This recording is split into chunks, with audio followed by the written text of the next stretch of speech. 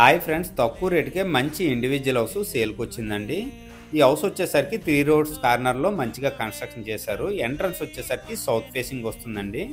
చాలా మంచిగా సెట్ బ్యాక్స్తో ఈ హౌస్ అయితే కన్స్ట్రక్షన్ చేశారు. కంప్లీట్లీ న్యూలీ హౌస్ అండి. ఎంట్రన్స్ వచ్చేసరికి టేక్వుడ్ డోర్ ఇవ్వడం జరిగింది.